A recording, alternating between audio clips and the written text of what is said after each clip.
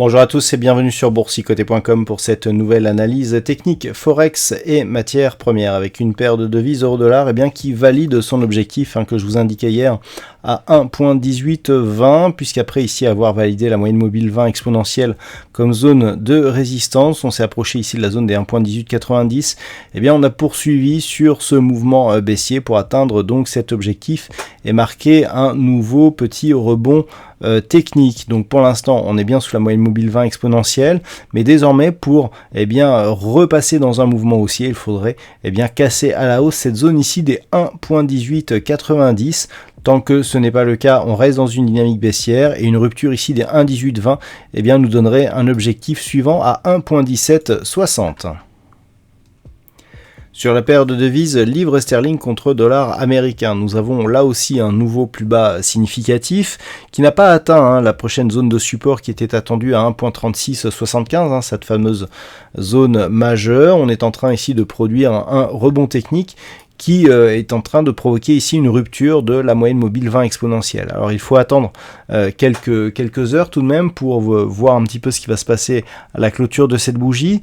Si les cours revenaient au-delà de cette zone ici des 1.3850, on pourrait effectivement conclure à une possibilité de retournement, mais la dynamique reste baissière depuis ici l'inscription de ce nouveau plus bas significatif et ne repasserait ici en évolution haussière que sur une rupture des 1.40, donc on en est pour l'instant relativement loin.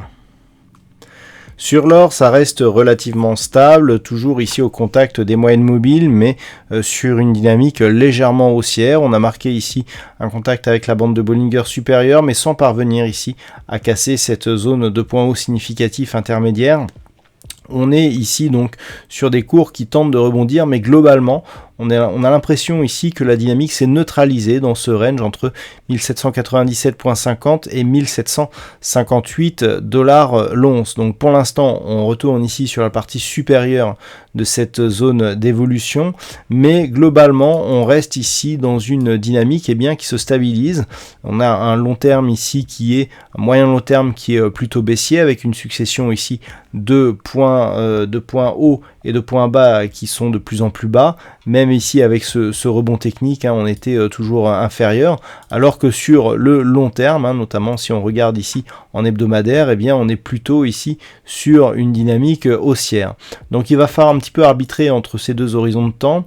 Ici en H4, on reste baissier, avec ici une attaque de la zone des 1758 $ l'once. Si les cours reviennent ici sous le retracement à 61,8% et réattaquent ici cette zone des 1758, on pourrait bien connaître une accélération du mouvement baissier en direction ici des prochaines zones de support, notamment à 1720 $ l'once, mais aussi potentiellement ici d'un retracement total de la dynamique en direction des 1675 $ l'once. Et puis enfin sur le WTI, suite au contact avec la zone majeure des 75 $ l'once, le WTI consolide sous cette zone horizontale qui agit toujours comme zone de résistance. Alors on consolide mais on ne se retourne pas. On est venu ici au contact de la moyenne mobile 20 exponentielle, mais on a tout de suite rebondi et puis on a une zone ici intermédiaire qui était précédemment résistance, 74 $ le baril, qui avait été testé ici à deux reprises, je vous en avais parlé, qui est devenu support ici justement sur ce mouvement.